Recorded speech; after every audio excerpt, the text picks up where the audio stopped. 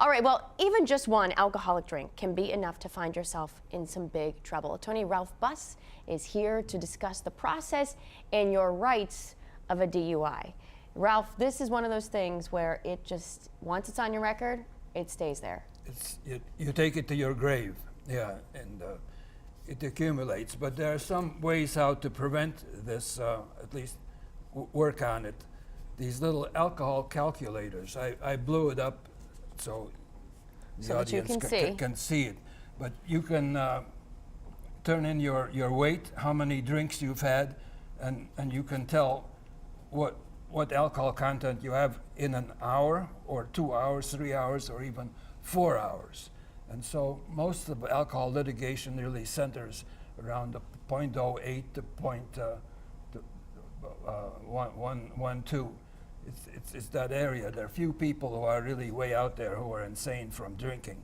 But what it does, of course, is you had a wonderful experience with having a policeman click your handcuffs on. Some of them put them on too tight, so you remember it. Just everything goes to hell for you. Your insurance goes up, and the average visit to a DUI situation probably costs about $5,000. An attorney will take $2,500 for starters. There are fees to get your license back. There are fees to go to alcohol school. And it just continues to multiply. So if you have 2 or 3 alcoholic convictions, you're really almost like beyond help.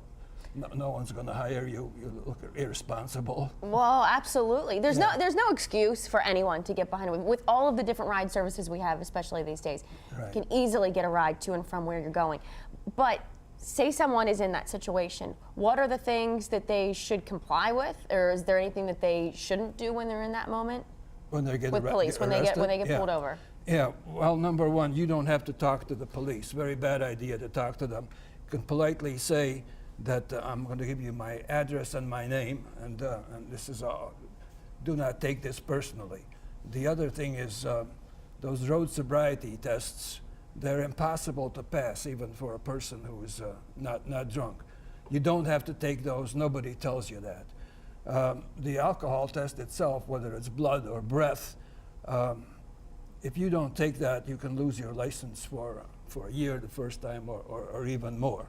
So you've really got to take that. But the road sobriety test sets up the prosecutors to find you guilty of DUI. So if you don't do those, you're okay.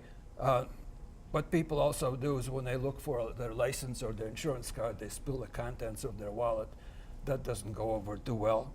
You don't want to hang on to the side of your car where you look unbalanced. You don't really want to slur your speech if you can avoid it.